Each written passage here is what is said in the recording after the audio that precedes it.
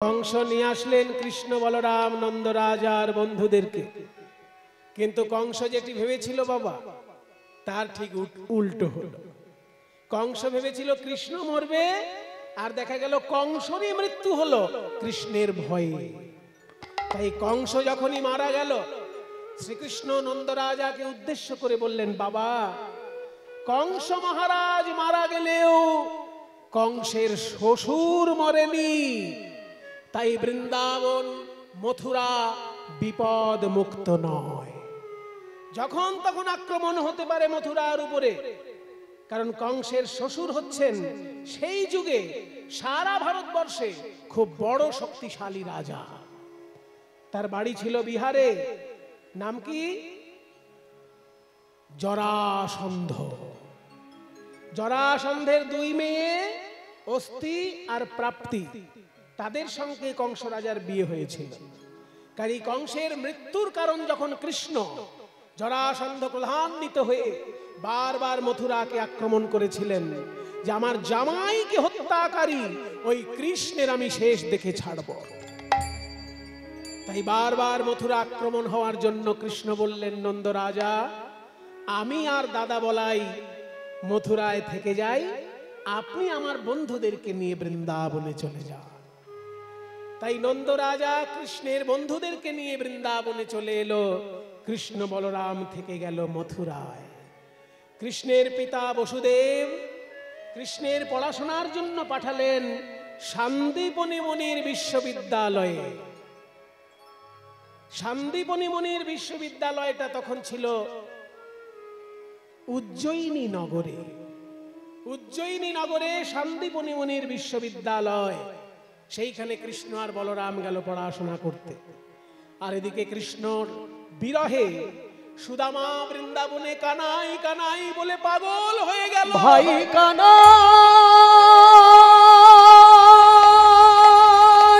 রে,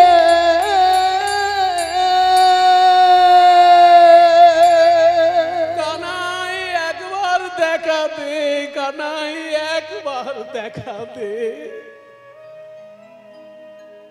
মথুরা থেকে যদি কোনো গরু আসে বৃন্দাবনে, গরু, সেই গরুটার গলা জড়িয়ে ধরে সুদামা বলে, ওরে গরু তুই তো বৃন্দাবন থেকে আসছিস, আমার ভাই কানাইয়ের কোনো খবর জানিস?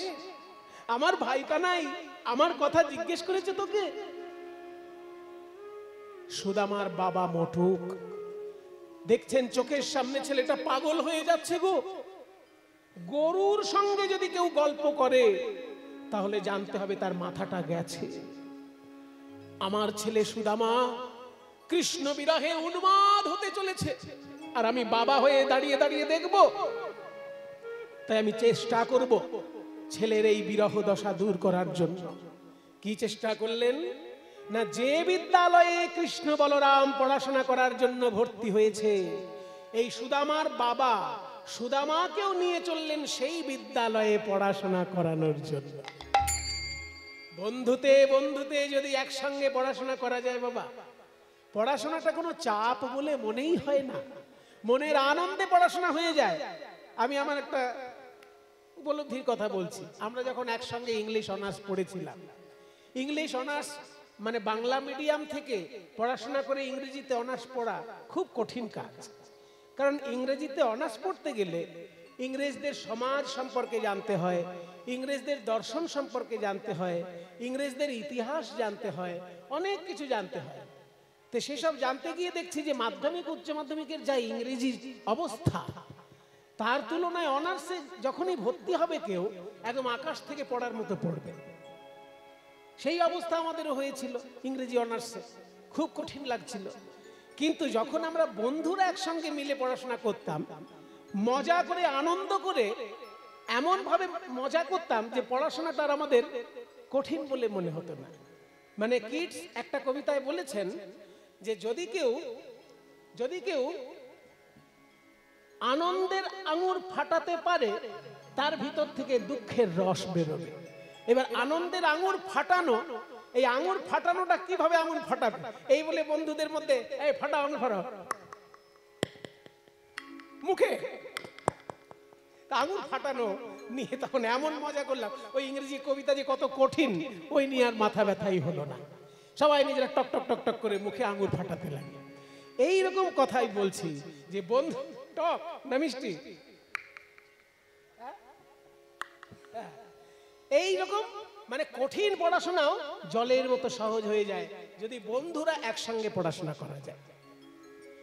তাই শান্তিবনী মুনির বিশ্ববিদ্যালয়ে কঠিন পড়াশোনা, কিন্তু কৃষ্ণ, বলরাম আর সুদামা একসঙ্গে তিনজন বন্ধু তো ছোটবেলা থেকে খেলাধুলা করে বড় হয়েছে, পড়াশোনাটা তাদের কাছে একদম জলের মতন হয়ে গেল। শিক্ষার উদ্দেশ্যে সবাই তথায় মিলিলা, শিক্ষার উদ্দেশ্যে সবাই তথায় মিলিলা, শিক্ষার উদ্দেশ্যে সবাই তথায় মিলিলা। বহুদিন পরে কত আনন্দ হইলা, বহুদিন পরে কত আনন্দ হইলা, আনন্দ হইলা, বহুদিন পরে কত আনন্দ হইলা। সুদামা কেমন আছিস? বৃন্দাবনের সবাই ভালো আছে তো? মা যশোদা, নন্দ বাবা সবাই ভালো আছে তো? এই চুপ চুপ চুপ চুপ, শান্তিবনী মুনি আসছেন, বস বস। আমার বিশ্ববিদ্যালয়ে তোমাদের সকলকে স্বাগত জানাই। আজকে নতুন ছাত্র ছাত্রীদের শুভাগমনে আমার বিশ্ববিদ্যালয় মুখরিত হয়ে উঠেছে। তোমাদের জন্য জানাই আমার বিশ্ববিদ্যালয়ে 64 রকমের বিদ্যা দান করা হয়। তোমরা কে কোন বিদ্যা গ্রহণ করতে চাও একটু জানাও। আচ্ছা বলরাম, হ্যাঁ বলুন গুরুদেব। তুমি কোন বিদ্যা গ্রহণ করবে? আমি ধনুর্বিদ্যা গ্রহণ করব গুরুদেব। ধনুর্বিদ্যা?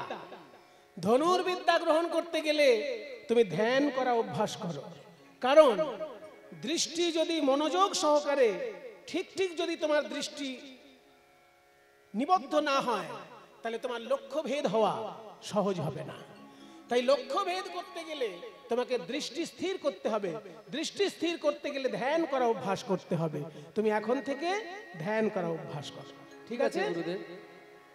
মন চঞ্চল থাকলে দৃষ্টি স্থির হবে না,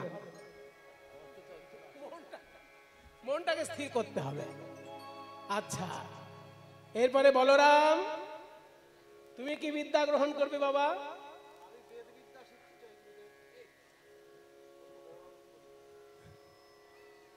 শোনো বলরাম, বলুন গুরুদেব। বলরাম শিখবে ধনুর্বিদ্যা, আর সুদামা শিখবে কি?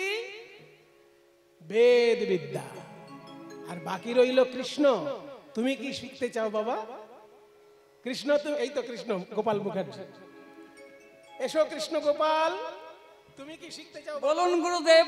আচ্ছা আমি একটা প্রশ্ন করতে পারি গুরুদেব? অজস্র প্রশ্ন। বেশ, আপনার এই বিশ্ববিদ্যালয়ে শুনেছি 64 বিদ্যা, হ্যাঁ 64 বিদ্যা প্রদান করা হয় শিষ্যদের।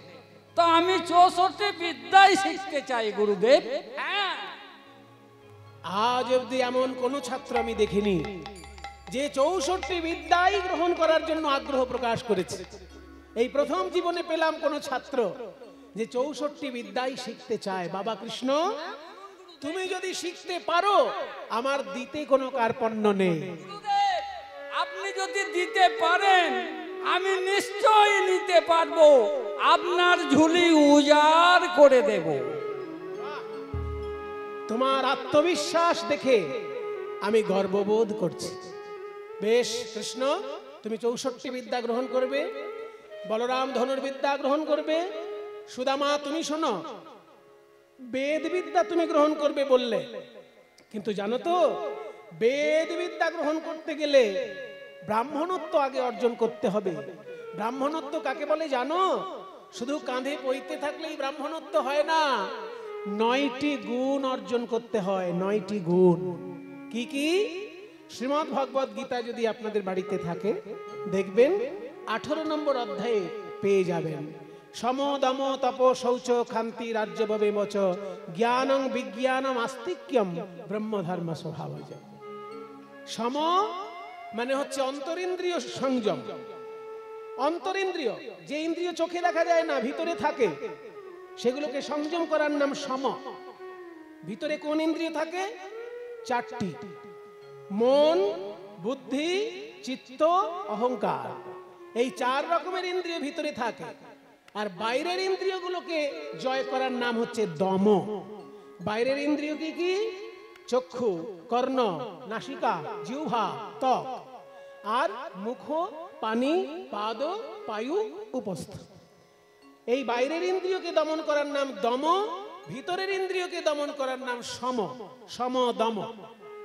তারপর তপ মানে তপস্যা, শৌচ মানে পবিত্রতা, ক্ষান্তি মানে ক্ষমা, আর্জবম মানে সরলতা, জ্ঞানম মানে শাস্ত্রজ্ঞান, বিজ্ঞানম মানে শাস্ত্রের ঊর্ধ্বে যে জ্ঞান, এবং আস্তিক্যম মানে বিশ্বাস। এই 9টি জিনিস যদি তুমি অর্জন করতে পারো সুদামা, তোমাকে বেদ বিদ্যা দান করতে আমার কোনো কুণ্ঠা নাই। শোনো, আর একটা কথা মনে রেখো, বেদ শিক্ষা হয়ে যাবার পর কোনোদিন যেন মুখ থেকে মিথ্যা কথা না বেরোয়। যদি মুখ থেকে একবার মিথ্যে কথা বেরিয়ে যায়, অমনি তুমি বেদের মন্ত্র ভুলে যাবে। কারণ বেদের মন্ত্র সাক্ষাৎ ঈশ্বর। বেদ মুখস্থ করা মানে সাক্ষাৎ ঈশ্বরকে হৃদয়ে ধরে রাখা। তাই মিথ্যে কথা বলা চলবে না। হয়েছে? তোমরা চেষ্টা করো। এবার শোনো, তোমাদের গুরুমা বলেছেন জ্বালানি কাঠ ফুরিয়ে গেছে, তোমাদের জন্য রান্না করতে হবে। তো তোমরা গভীর জঙ্গলে গিয়ে জ্বালানি কাঠ কুড়িয়ে নিয়ে এসো।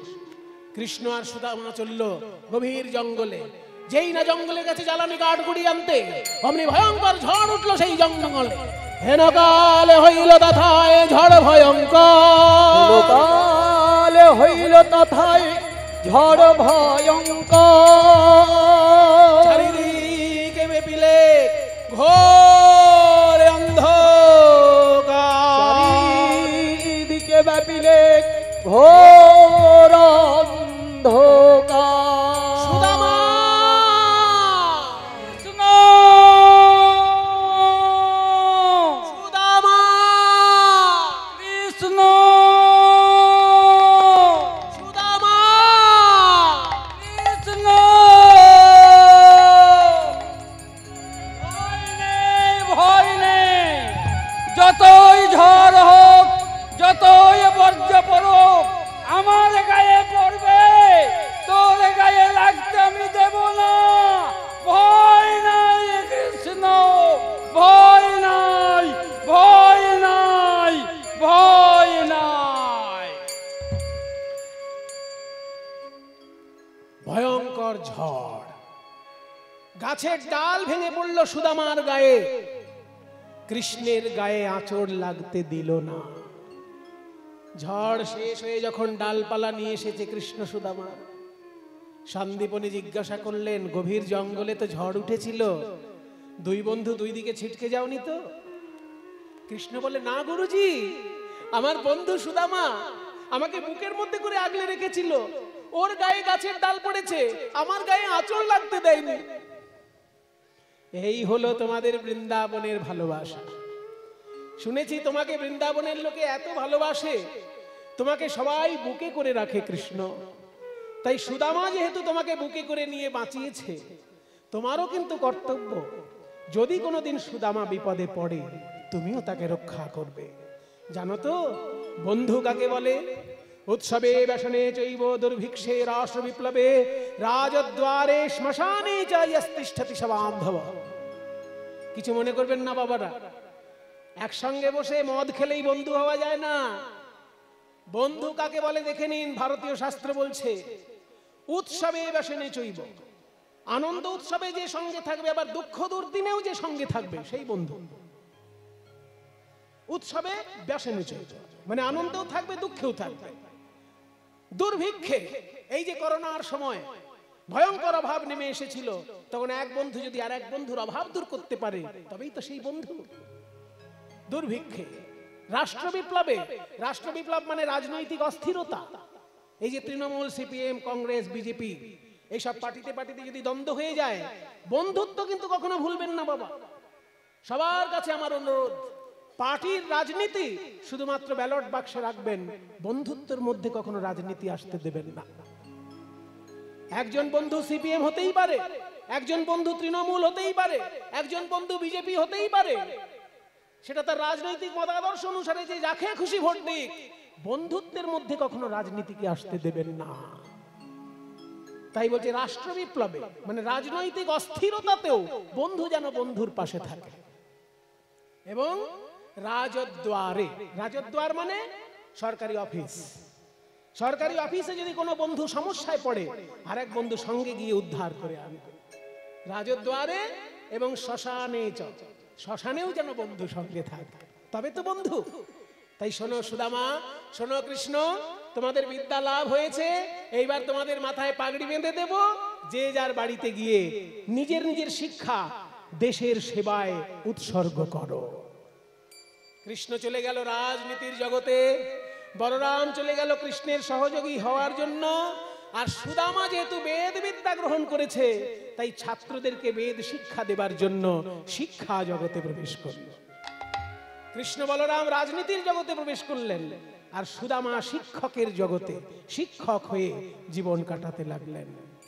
সুশীলা দেবীর সনে বিবাহ হইল, সুশীলা দেবীর সনে বিবাহ হইল, বেদ বিদ্যায় সুদামা নিমগ্ন হইল, বেদ বিদ্যায় সুদামা নিমগ্ন হইল।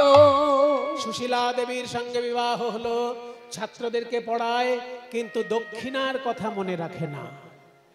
এত ভালো মাস্টার মশাই সুদামা, যে কোন ছাত্র দক্ষিণা দিল কোন ছাত্র দিল না ও সব খেয়াল রাখে না, পড়ানোর কথা পড়িয়ে যায়, যে দিল কেউ না দিল। কিন্তু বাবা, ছাত্ররা ধীরে ধীরে দক্ষিণা দিতে ফাঁকি দেওয়া শুরু করলো। আস্তে আস্তে তার আর্থিক অবস্থা এমন শোচনীয় অবস্থায় পরিণত হলো যে সুদামার পৈতৃক সম্পত্তি সব শেষ হয়ে গেল। শেষকালে পথের ধারে একটা পর্ণকুটির করে সুদামা ছাত্রদেরকে পড়ায়।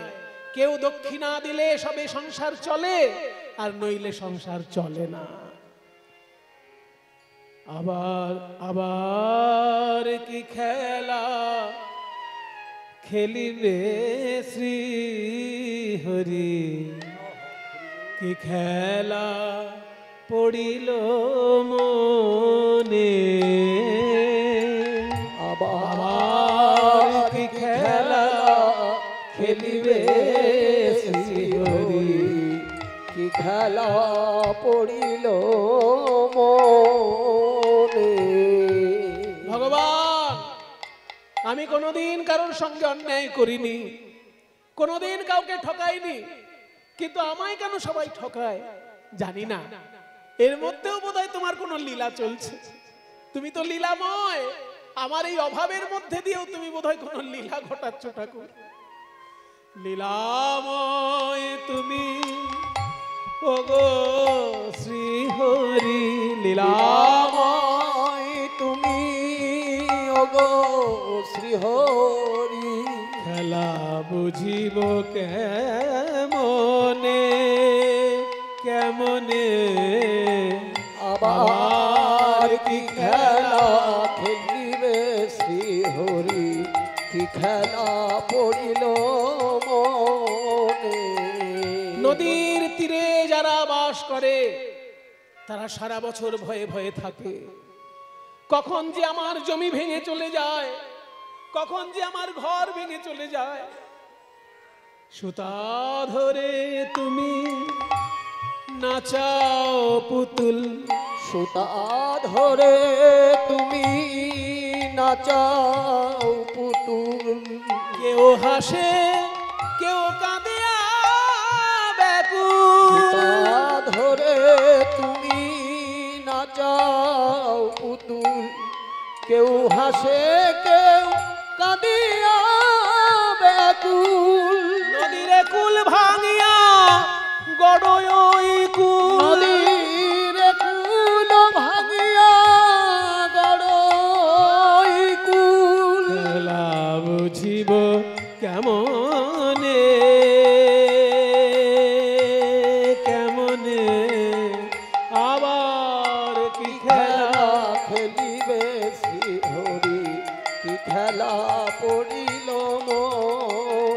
প্রেমে আবার কি খেলা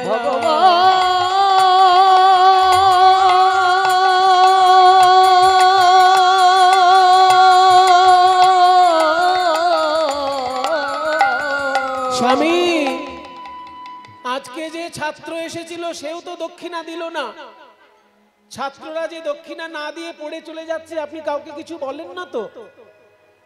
শোনো সুশীলা, আমার কর্মফল আমি ভোগ করছি, ওদের কর্মফল ওরা ভোগ করবে। স্বামী, শুনেছি আপনার বন্ধু কৃষ্ণ নাকি বর্তমানে দ্বারকার রাজা, একবার তাকে দেখে আসুন না। সুশীলা, কি বলছো তুমি? আমি আমার বন্ধু কৃষ্ণের কাছে যাব অভাবে পড়েছি বলে? শোনো সুশীলা, তুমি আমার বন্ধুত্ব জানো না। আমি কৃষ্ণের এঁঠো আম খাবো বলে আমার গায়ের গয়না তাকে দিয়ে দিয়েছিলাম। আমি কৃষ্ণের কাছে কোনোদিন চাইতে শিখিনি, কৃষ্ণকে শুধু দিতে শিখেছি। সুশীলা, শুধু দিতে শিখেছি। স্বামী, আপনি ভুল করছেন। আমি কিন্তু একবারও বলিনি কৃষ্ণের কাছে কিছু চেয়ে আনুন। আমি বলেছি কৃষ্ণের সঙ্গে দেখা করে আসুন। তার মানে কি, এই সংসারের অভাব অনটনে আপনার মনটা খারাপ হয়ে আছে, যদি একবার বন্ধুর সঙ্গে দেখা করে আসেন তাহলে মনটা তো ভালো থাকবে, এইটা আমার বক্তব্য। ও হ্যাঁ, সেটা তুমি ঠিক বলেছ। আমার কৃষ্ণ এমন বন্ধু না, ওর মুখের দিকে তাকালেই সব দুঃখ ভুলে যায়। তো যদি আমি তাকে দেখে আসি আমার খুব আনন্দ হবে। তাহলে যাবেন বলছেন? হ্যাঁ যাব, কিন্তু আবার কিন্তু কি? শোনো সুশীলা, সমাজের তো একটা নিয়ম আছে, বন্ধুর বাড়িতে যদি ঘন ঘন বন্ধু যায় তাহলে হাতে কিছু নিতে হয় না, কিন্তু 10 বছর 20 বছর পরে যদি এক বন্ধুর বাড়িতে আর এক বন্ধু আসে, তা একটা মিষ্টির ঠোঙা নিয়ে আসে কিনা? কিন্তু সেই মিষ্টির ঠোঙা নিয়ে যাবার মতনও তো আমার ক্ষমতা নেই। সুশীলা, তুমি যদি কোনো উপহারের ব্যবস্থা করে দিতে পারো, আমি তাহলে কৃষ্ণ দর্শনে যেতে পারি। যদি কিছু এনে দিতে পারো উপায়ন, যদি কিছু এনে দিতে পারো উপায়ন, তবে সে করিতে পারি দ্বারকায় গমন, তবে সে করিতে পারি দ্বারকায় গমন। সুশীলা বলল, স্বামী, বাপের বাড়ি থেকে যা এনেছিলাম সব তো শেষ, আমার নিজের দেবার মতো কিছু নেই। আজকে তাহলে আমি একটু পাড়ায় ভিক্ষা যাই। জীবনেই প্রথমে আমি ভিক্ষা করব, দেখি কৃষ্ণ সেবার জন্য কে কি দেয়। সুশীলা দেবী প্রথম পথে ভিক্ষায় বেরিয়েছেন কৃষ্ণ সেবার জন্য। জীবনে ভিক্ষা করেনি, আজকে প্রথম তিনি ভিক্ষা করছেন। আমায় ভিক্ষা দাও গো নগরবাসী, ভিক্ষা দাও আমায়। যায়নি তাই? আমাকে ভিক্ষা দেবার জন্য কেউ আসরে আসবেন না। সবার কাছে আমার অনুরোধ, আপনার যার যা দেবার ইচ্ছা এই ভক্তগণ যারা কীর্তনের ব্যবস্থা করেছেন তাদের আচলে দেবেন। তারা যখন আপনাদের কাছে চাইবেন তাদের কাছে দেবেন। এখন আপনারা মন দিয়ে লীলাটা আস্বাদন করুন। ভিক্ষা দেবার জন্য আপনারা আসরে আসবেন না, কীর্তন কমিটির হাতে আপনারা দান করবেন। আমায় ভিক্ষা দাও গো নগরবাসী, ভিক্ষা দাও আমায় ভিক্ষা দাও গো নগরবাসী, ভিক্ষা দাও আমায়। ও কৃষ্ণদা, আরে বাবা, নিত্য নতুন ভিখারি দেখতে দেখতে অস্থির হয়ে গেলাম। আজকে আবার নতুন ভিখারি। ওই দেখুন, ওই বউটাকে কোনোদিন ভিক্ষা করতে দেখেছেন? কে যেন বলুন তো? বলছি দাঁড়ান খানিক ভাবি, ও তো সুদামার বউ, সেই সত্যবাদী যুধিষ্ঠির। ধর্মপুত্র যুধিষ্ঠির। মানে সত্যি কথা ছাড়া বলবেন না, বলবেন না, আর আমাদের মতো মিথ্যাবাদীদের সঙ্গে মিশবে না। মিশবেন না। তাহলে মিথ্যাবাদীরা যখন ভিক্ষা দেবে, এই ভিক্ষাটা খেতে ভালো লাগবে তো? জিজ্ঞেস বলে, করো। ও সুদামার বউ, শুনতে পাচ্ছ না? তোমাকেই বলা হচ্ছে। হ্যাঁ, এই সত্যবাদীদের সঙ্গে মিথ্যাবাদীদের সঙ্গে মিশবে না, আর মিথ্যাবাদীদের খাবার খেতে ভালো লাগবে তো। ছ্যাঃ! কাকে কি বলছে? সসম্মানে কথা বলুন। উনি একজন শিক্ষকের স্ত্রী। শিক্ষক কে জানেন? সমাজ গড়ার কারিগর। শিক্ষক সৃষ্টি করে সমাজ, শিক্ষক সৃষ্টি করে মহাপুরুষ। বসুন। সুশীলা, তোমার স্বামী তো একজন শিক্ষক। আজ অবধি তুমি ভিক্ষা করতে বাইরে বেরোওনি, তো আজকে কি এমন ঘটনা ঘটলো যে তুমি ভিক্ষা করতে বাইরে এসেছো? শুনুন প্রতিবেশীগণ, আপনারা যদি ভাবেন আপনাদের কাছ থেকে ভিক্ষা নিয়ে আমার সংসার চলবে, তাহলে আপনারা ভুল ভাবছেন। কারণ আমার স্বামী একজন শিক্ষক। তিনি ছাত্রদেরকে শিক্ষা দিয়ে যা পান তাতেই আমার সংসার চলে। কিন্তু আমার স্বামী যাবেন কৃষ্ণ দর্শনে দ্বারকায়। তো তিনি যখন কৃষ্ণের কাছে যাবেন, আপনাদের সবার তো কৃষ্ণের কাছে যাওয়া সম্ভব নয়।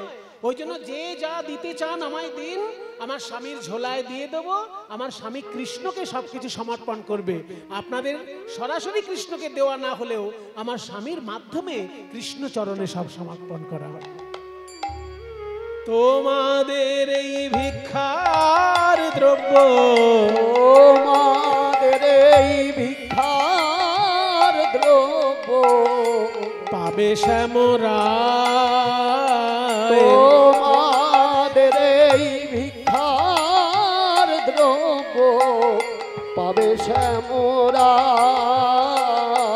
ভিক্ষা দাও আমায়, ভিক্ষা দাও গো নগরবাসী, ভিক্ষা দাও আমায়। খেয়াল করুন, অত বড় গ্রামের চারদিকে চারটে পাড়া, গ্রামের মাঝখানে মন্দির, পূর্ব পশ্চিম উত্তর দক্ষিণ চারদিকে চারটে পাড়া। এক একটি পাড়ায় এক একটি জাতি বাস করে তার নিজের সংস্কার নিয়ে। ব্রাহ্মণ, ক্ষত্রিয়, বৈশ্য, শূদ্র, যার যার নিজ নিজ সংস্কার নিয়ে নিজের পাড়ায় বাস করে। কিন্তু গ্রামের মাঝখানে মন্দিরে সেবা করার জন্য সবাই এক জায়গায় এসে যায়। সেই জন্য চারটে পাড়া থেকেই ভিক্ষা করছে সুদামার স্ত্রী, যাতে চতুর্বর্ণের সবাই কৃষ্ণ সেবা করতে পারে। শুধু তাই নয়, কেউ ধর্মপ্রাপ্তির জন্য ঈশ্বরকে ডাকে, কেউ অর্থপ্রাপ্তির জন্য ঈশ্বরকে ডাকে, কেউ কামনা পূর্ণর জন্য ঈশ্বরকে ডাকে, কেউ মোক্ষ প্রাপ্তির জন্য ঈশ্বরকে ডাকে। ধর্ম, অর্থ, কাম, মোক্ষ চারটেই যাতে মানুষে পায়, সেই জন্য চারটে পাড়ায় ভিক্ষা করছে। 4 মুঠো চিড়ে ভিক্ষে পেল সুদামার স্ত্রী। এখানেও একটা তত্ত্ব রয়েছে। একটা পাড়া থেকে মাত্র একজন দিল।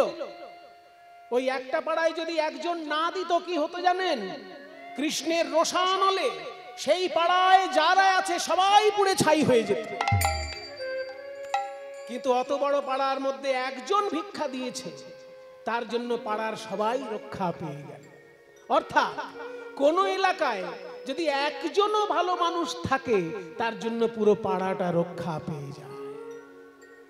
এরকম চারটে পাড়ায় 4 মুষ্টি চিড়ে ভিক্ষা নিয়ে সুদামার স্ত্রী সুদামার কাছে এসেছে। এইবার সুদামা সেই চিড়ের পুটলি বেঁধে নিয়ে চলল কৃষ্ণ দর্শনে। কানাই রে কানাই রে কানাই রে কানাই, कहाँ मेरो भैया कान्हा, দেখা দে রে ভাই। कहाँ मेरो भैया कान्हा, দেখা দে রে ভাই। कहाँ मेरो भैया कान्हा, দেখা দে ভাই। তোর লাগিয়া পরাণ আমার, তোর লাগিয়া পরাণ আমার ভিতরিয়া যায়, বুক ফেটে যায়, দেখা দে। তোর লাগিয়া পরাণ আমার যায় দেখা দে রে ভাই। যখনই সুদামা চলেছে কৃষ্ণ দর্শনে, পায়ে একটা কাঁটা ফুটলো। আহ! পায়ে কাঁটা ফুটেছে, কিন্তু আমি তো কৃষ্ণ দর্শনে যাব, আমি তো পাদুকা আরোহণ করে যেতে পারি না। পায়ে কাঁটা ফুটেছে, তবুও কৃষ্ণ কৃষ্ণ বলে সুদামা চলল কৃষ্ণ দর্শনে।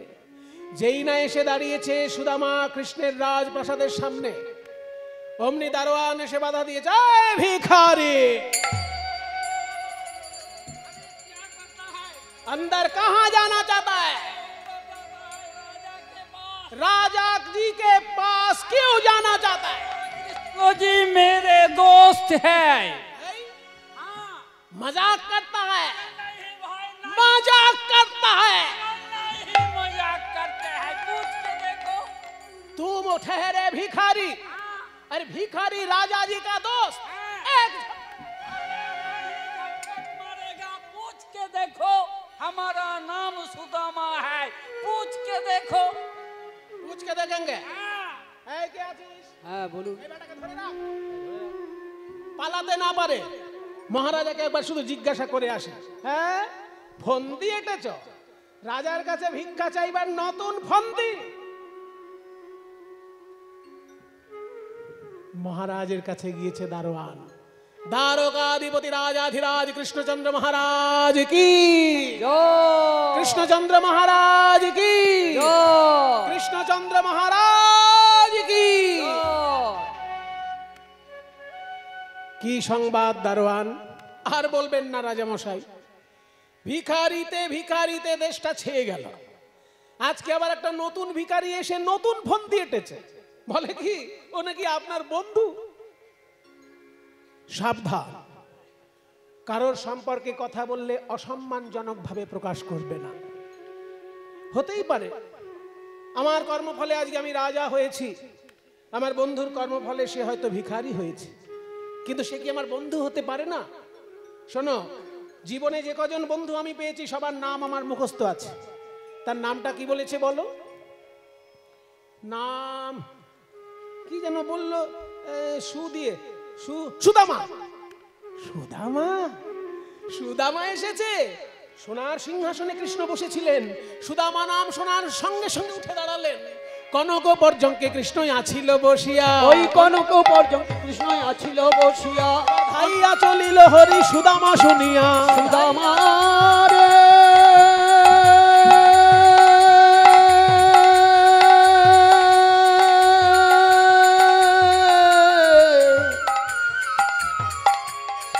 প্রাণের ভাইয়া রে,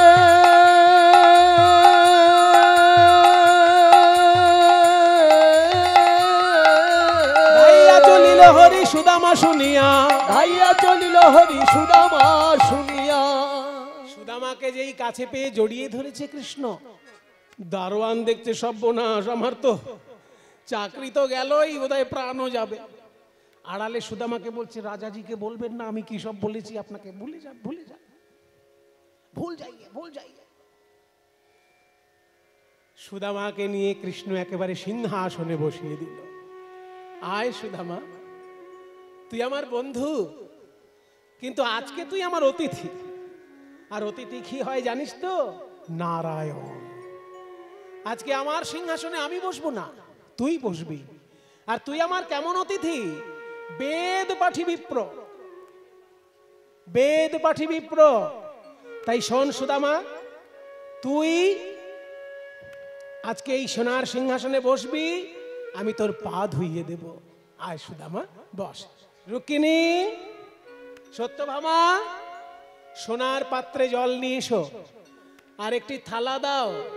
আমার বন্ধু সেই থালার উপর চরণ রাখবে, তোমরা ওই চরণে জল ঢালবে, আর আমি নিজে হাতে চরণটা ঘষে ঘষে পরিষ্কার করে দেব।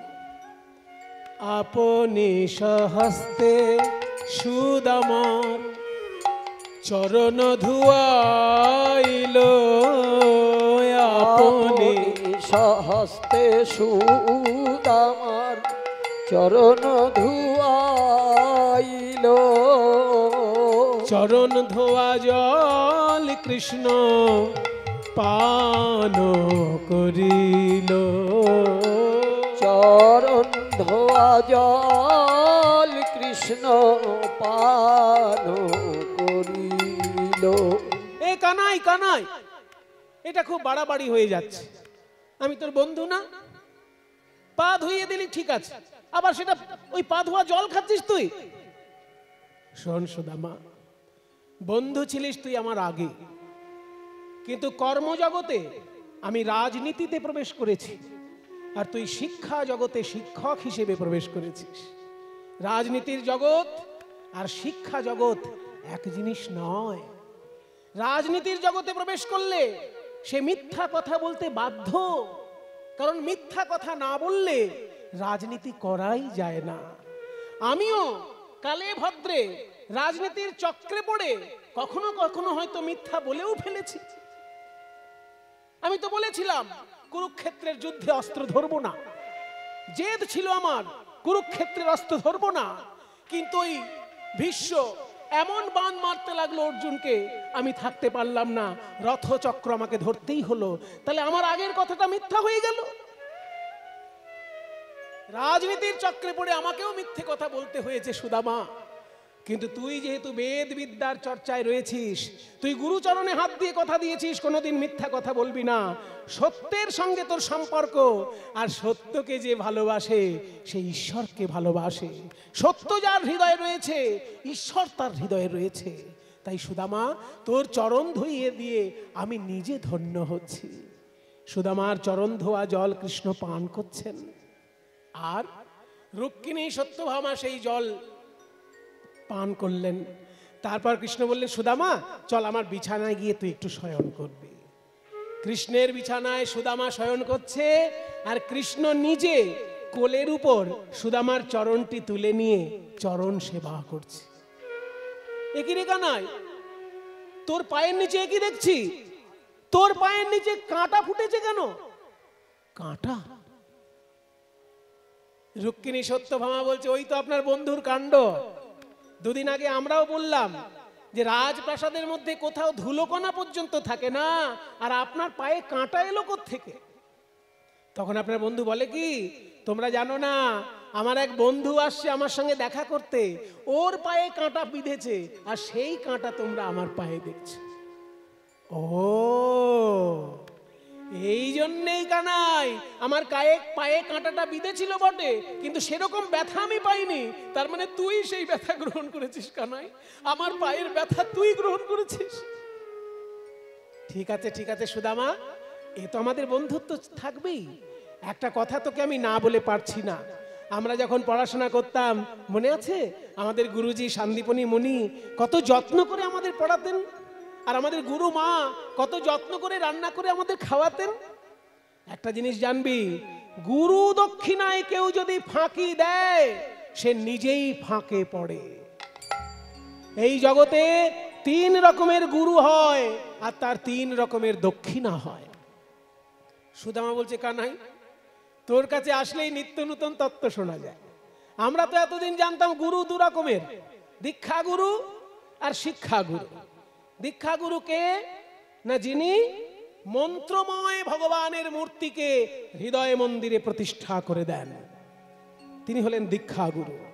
আর শিক্ষা গুরুকে, যিনি জগতে জীবনে এগিয়ে যাবার পথ শিখিয়ে দেন, তিনি শিক্ষা গুরু।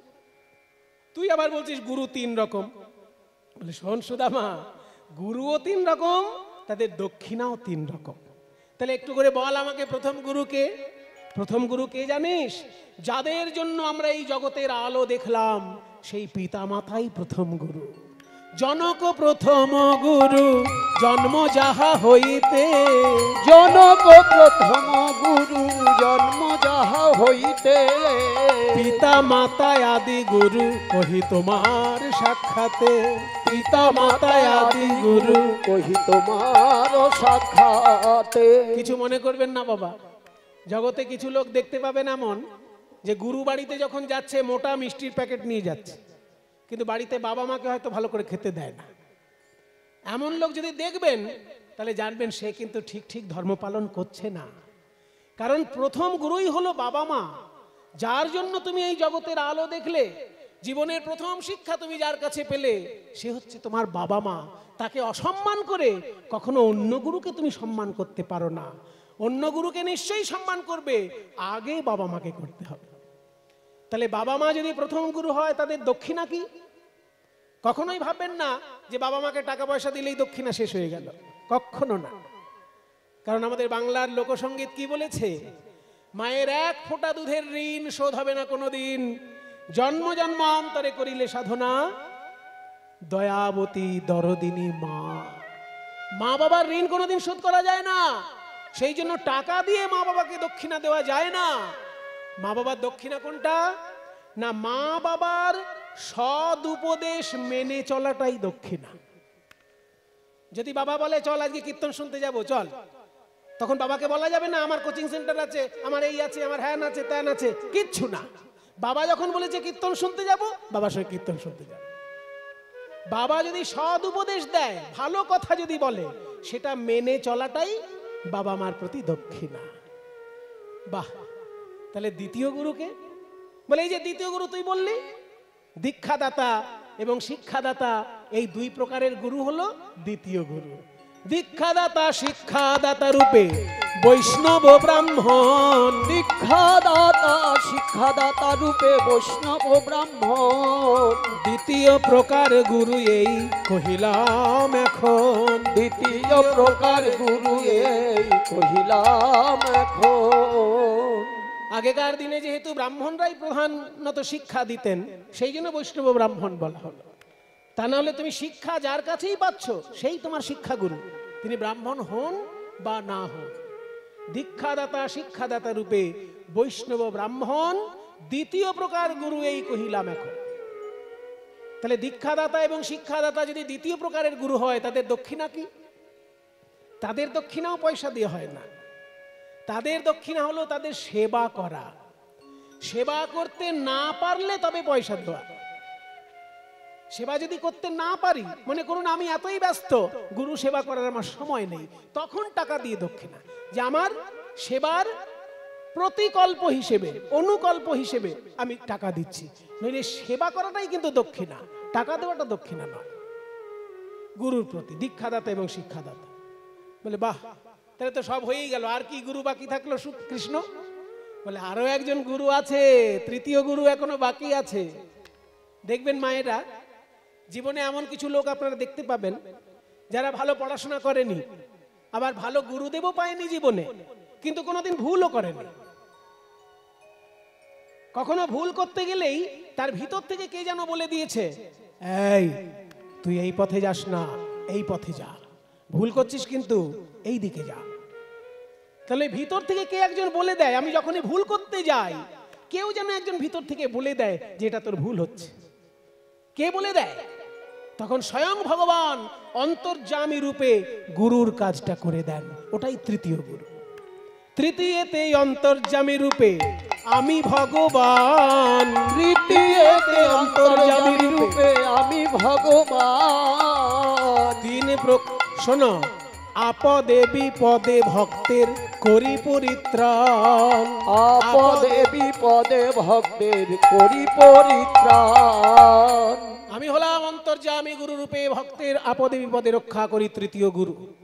তাহলে তৃতীয় গুরু যদি স্বয়ং ভগবান হন, তার প্রতি দক্ষিণা কোনটা? এই যে আপনারা কষ্ট করে কীর্তন শুনছেন, এই অতি আধুনিক যুগে সবার বাড়িতে টিভি আছে, সবার হাতে হাতে মোবাইল আছে, কিন্তু যখন আপনারা কীর্তন শুনছেন, কই কারোর হাতে তো মোবাইল দেখছি না। কেউ তো আপনারা এখন মোবাইল দেখছেন না, কেউ তো টিভি দেখছেন না, সবাই কীর্তনের রসে ডুবে গিয়েছেন। এই যতক্ষণ কীর্তনের রসে ডুবে থাকছেন, জানবেন কৃষ্ণ চরণে দক্ষিণা দেওয়া হচ্ছে। হরি বল হরি। যখনই আপনি তীর্থযাত্রা করবেন, যখনই আমি ভাগবত গীতা পাঠ শ্রবণ করবেন, যখনই কীর্তন শ্রবণ কীর্তন করবেন, অমনি জানবেন ঈশ্বরের চরণে দক্ষিণা দেওয়া হয়ে যাচ্ছে। বাহ, কানাই তোর কাছে আসলে না অনেক কিছু জানা যায়। সেসব বললে তো হবে না সুদামা। এবার তোর কাছে আমি একটা কথা বলতে চাই।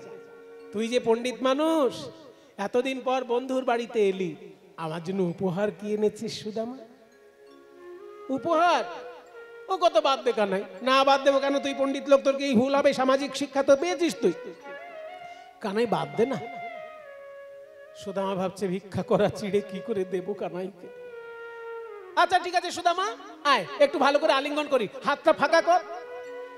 আসলে চতুর চূড়ামণি কৃষ্ণ তো ওই যে কি একটা পুটলি ভেতরে বগল দাবায় লুকিয়ে রেখেছে সুদামা, ওটা কৃষ্ণ দেখে ফেলেছে, তাই বলছে হাতটা একটু ফাঁকা কর, আলিঙ্গন করি। আর সুদামা তো ভোলা ভালা মানুষ, কৃষ্ণ যেই বলেছে আলিঙ্গন করবে অমনি হাত ছেড়ে দিয়ে আলিঙ্গন করতে, আর যেই আলিঙ্গন করতে গেছে অমনি বেরিয়ে গেছে সেই চিড়ের পুটলি। সুদামা রে,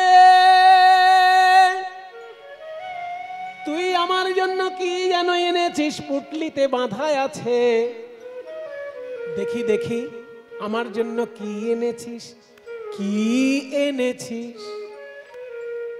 ও মা, মনে হচ্ছে কিছু তো একটা খাবার আছে, তুই আমার খাবারের কথা ও মা, চিড়ে এনেছিস? তুই আমার কথা কত ভাবিস সুদামা। যেদিন থেকে আমি বড় লোক হয়ে গেছি, যেদিন থেকে আমি রাজা হয়ে গেছি, বড় লোকদের বাড়িতে আমার নেমন্তন্ন, আর বড় বড় থালায় বড় বড় মিষ্টি। এখন তো মিষ্টি দেখলেই আমার গা গুলায়, সেই জন্য আমার মুখে যাতে স্বাদটা পাল্টায় ওই জন্য চিড়ে এনেছিস। ও মা, চিড়েগুলো আবার ভিজে ভিজে ঠেকছে, তার মানে আমি খেতে গেলে যাতে আমার গালে না ফোটে ওই জন্য চিড়ে ভিজিয়ে এনেছিস সুদামা।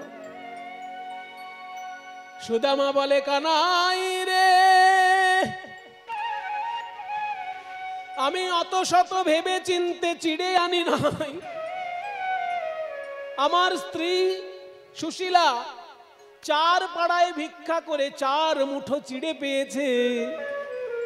ভাবলাম যে মুখে আম দিতে গিয়ে আমার হাত কাঁপতো, সেই মুখে এই ভিক্ষা করা চিড়ে কেমন করে তুলে দেব। এই ভাবতে ভাবতে আমার চোখের জলে চিড়ে ভিজে গিয়েছে, আমার চোখের জলে তাই গৌর হরি বল। ভিজে গিয়েছে, ভিজে গিয়েছে, চোখের জলে চিড়ে ভিজে গিয়েছে। আমি কেমন করে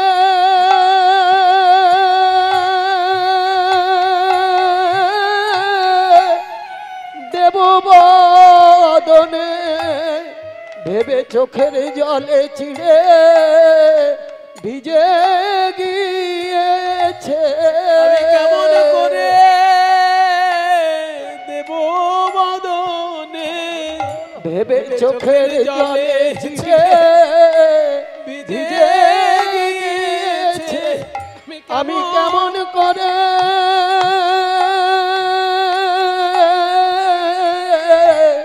দেব বদনে, ভেবে চোখের জলে চিড়ে ভিজে গিয়েছে। কৃষ্ণ বলে সুদামা রে, তুই কাঁদিস না, কাঁদিস না। শোন রে সুদামা, আমি যে গীতায় বলেছি, পত্রং পুষ্পং ফলং তোয়ম यो मे भक्त्या प्रयच्छति तदहं भक्ति उपरीतम अश्नामि प्रियतात्मनः। কেউ যদি আমায় ভালোবেসে একটি ফল দেয় আমি তাই খাই রে সুদামা। ফল না পেয়ে কেউ যদি একটি ফুল দেয় আমি তাই গ্রহণ করি।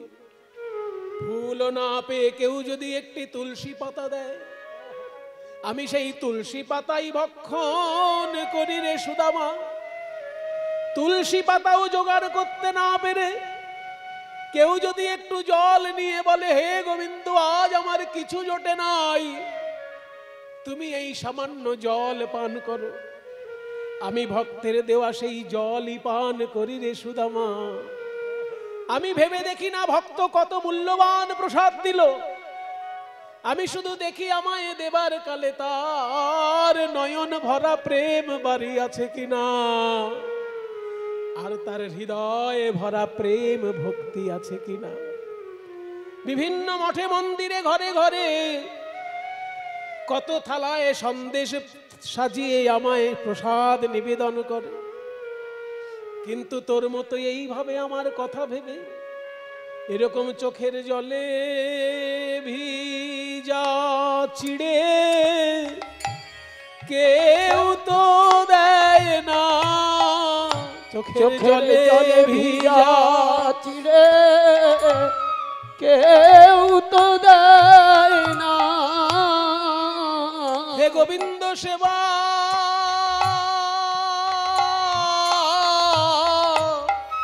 সেবা কর বলে চোখের জলে ভিজা চিড়ে গোবিন্দ কেউ তো দেয় না। হে গোবিন্দ সেবা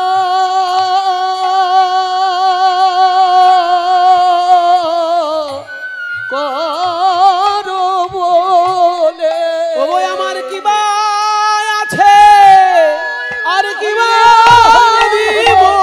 হে গোবিন্দ সেবা কর বলে কি বা আছে কি বা দিব।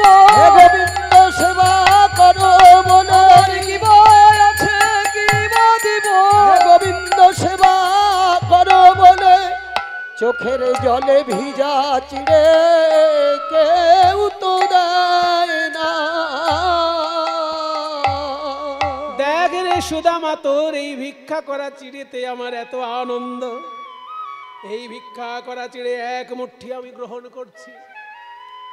শুধু গ্রহণ করছি তা নয়, প্রতিজ্ঞা করছি তোর মতো আগামী কলিযুগে কোন কাঙাল ভক্ত কিছুই জোগাড় করতে না পেরে যদি মাটির মালসায় ওই ভিক্ষা করা চিড়ে সাজিয়ে দেয়, আমি গৌরাঙ্গ মহাপ্রভু রূপে সেই ভিক্ষা করা চিড়েরই প্রসাদ গ্রহণ করব।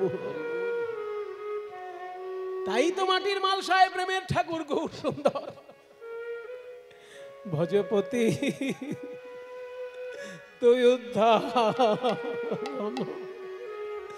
শ্রী গৌর হরি ভজপতি তয় উদ্ধারণ শ্রী গৌর হরি।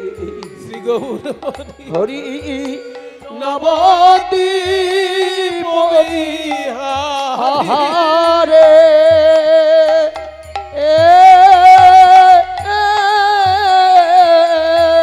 শ্রী গৌর হরি নবদ্বীপ গৌর হরি নবদ্বীপ বিহারী হরি নবদ্বীপ গৌর হরি নবদ্বীপ বিহারী নবদ্বীপ বিহারী হরে দীন দয়াময় হিতকারী দীন দয়াময় হিতকারী ভজপতি দয়ুদ্ধারণ শ্রী গৌর হরি। প্রভু হে নাহি জানি পরিপাটি আমার নাহি আয়োজন নাহি জানি পরিপাটি নাহি সুখারুখা এক মুষ্টি করহ ভক্ষণ হরে হরে সুখারুখা এক মুষ্টি করহ ভোজন। আমি তোমার সেবার কি বা জানি আমি তোমার সেবার কি বা জানি। ওই আমি ভিক্ষা করে এনেছি হে আমি ভিক্ষা করে এনেছি হে ওগো তোমার ভক্তের দারে দারে ভিক্ষা করে এনেছি হে প্রভু তোমার ভক্তের দারে দারে। প্রভু যারা তোমায় ভালোবাসে তোমার ভক্তের দারে দারে যারা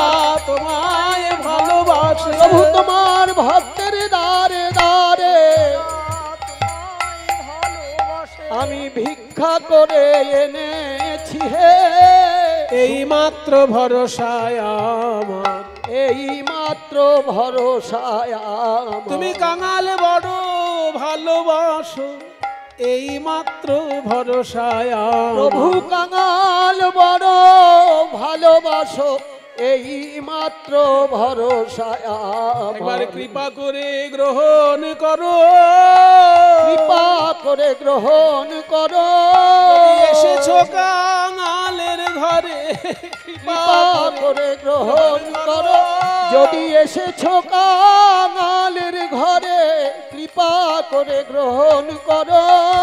সুখা রুখা এক মুষ্টি করো ভগবান, হরে হরে সুখা সুখা রুখা এক মুষ্টি করো ভোজন, ভজপতি তয়ুদ্ধারণ শ্রী গৌর হরি।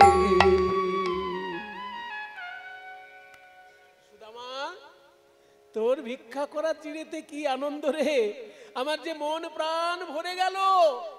রুক্মিণী সত্যভামা পাশে দাঁড়িয়েছিলেন, তারা বললেন, হে প্রভু, আপনি এক মুষ্টি চিড়ে খেয়েছেন, আর যেন দয়া করে খাবেন না। কারণ ওই এক মুষ্টি চিড়ে খেয়েছেন মানেই, চিড়ে হলো লক্ষ্মী, আপনি খেয়েছেন মানেই লক্ষ্মীকে কিন্তু সুদামার বাড়িতে পাঠিয়ে দেওয়া হলো। এবার যদি আর এক মুঠো খেয়ে নেন, শেষকালে আমাদেরও এই রাজবাড়ি ছেড়ে ওই সুদামার বাড়িতে গিয়ে পৌঁছে বসে থাকতে হবে। তাই দয়া করে আর খাবেন না, আপনার ওই বাকি চিড়েগুলো আমাদেরকে দিন, কারণ আমরাও তো আছি, সুদামার ওই প্রসাদ কণা কণা পাবো। তাই কৃষ্ণের পরিবারের সবাই ওই প্রসাদ কণা কণা গ্রহণ করছেন। ও বাবা, কোথায় ছিল নারদ মুনি, সেও সময় মেতে এসে হাজির। রুক্মিণী মা, রুক্মিণী মা, সবাইকে দিচ্ছেন যখন আমাকেও একটুখানি ভেঙে দিন। বলে, নারদ মুনি, আপনার তো হাতে আমরা দিতে পারি না, আপনি ভেঙে নিন। তো নারদ যখনই ভেঙে নিয়েছে, এক কণা প্রসাদ যখন নারদ পাইল, এক কণা প্রসাদ যখন নারদ পাইল, নাচিতে নাচিতে নারদ কৈলাসেতে গেল। নাচিতে নাচিতে নারদ কৈলাসেতে গেল। মামা, ও মামা, আজ আমার খুব আনন্দ হচ্ছে। আমি সুদামার ভিক্ষা করা চিড়ে, চোখের জলে ভিজানো চিড়ের এক কণা প্রসাদ পেয়েছি।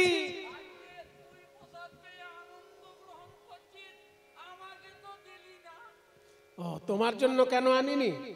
বলি, আপনি বাঁচলে বাবার নাম, আবার মামা।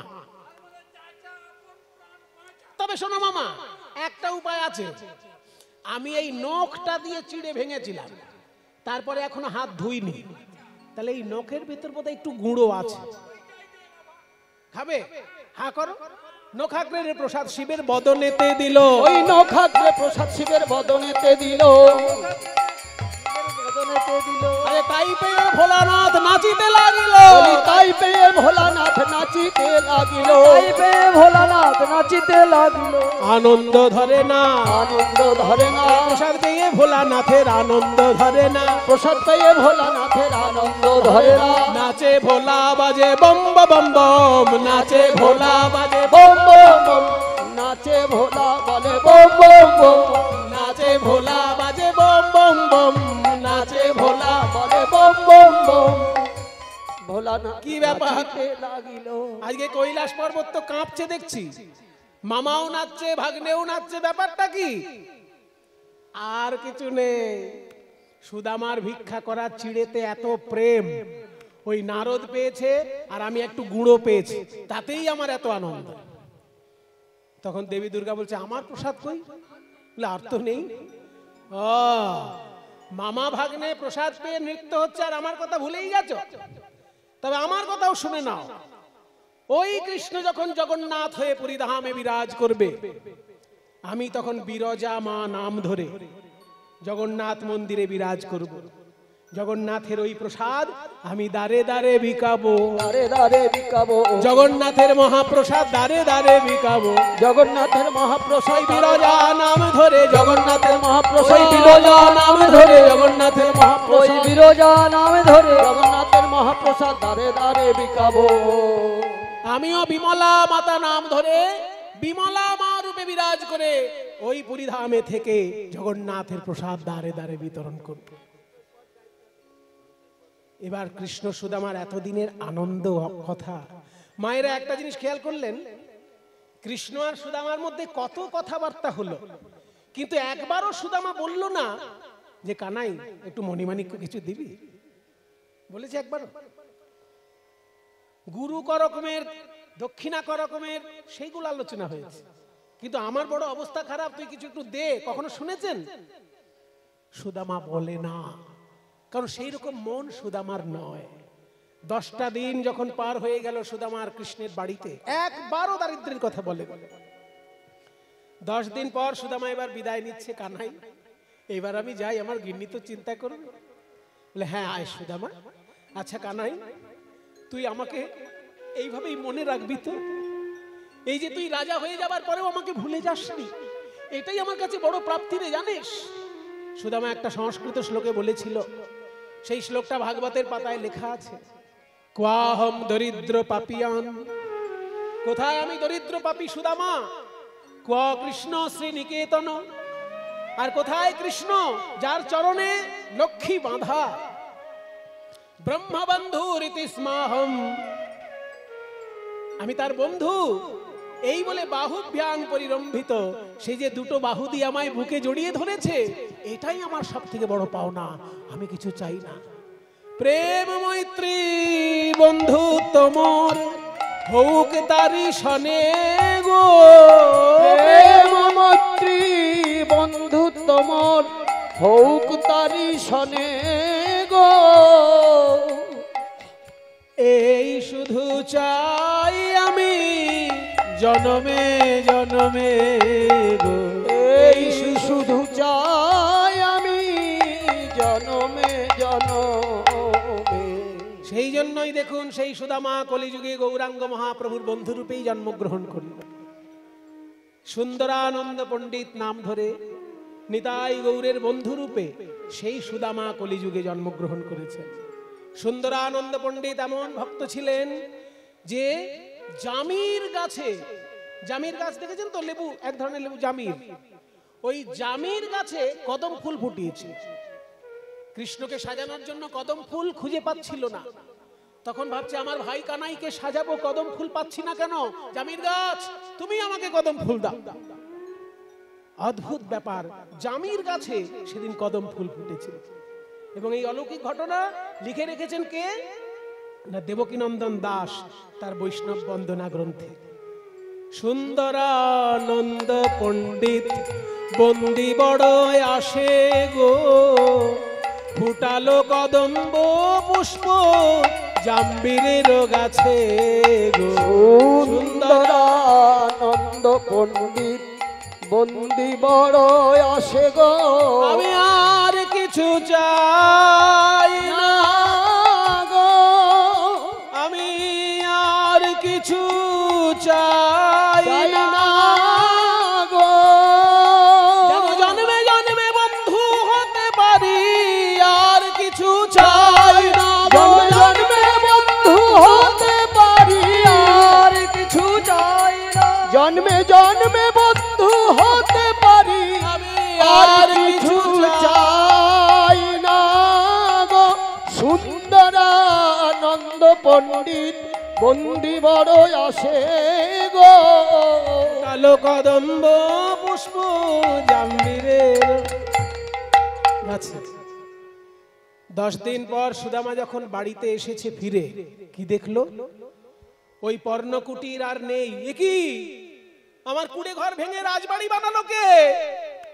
আমার ঘর ভেঙে কে রাজবাড়ি বানালো? শেষে দেখে রাজবাড়ির ভিতর থেকে সুশীলা দেবী বেরিয়ে আসছে। এ কি সুশীলা, তোমার সারা গায়ে এত গয়না এলো কোত্থেকে? সুশীলা দেবী বলছেন, স্বামী আজ থেকে এই রাজবাড়ির মালিক আপনি, কারণ আপনি কৃষ্ণের কাছে যাওয়ার 2 দিন পরেই স্বয়ং বিশ্বকর্মা এসে এই রাজবাড়ি বানিয়ে দিলেন, আর মা লক্ষ্মী এসে আমার সারা গায়ে গয়না দিয়ে সাজিয়ে দিলেন। বললেন যে আমরা শ্রীকৃষ্ণের আদেশে এসেছি তোমাদের সেবা করতে, তাই এখন থেকে এই রাজবাড়ির রাজা আপনি, আর আমি হলাম এই রাজবাড়ির রানী।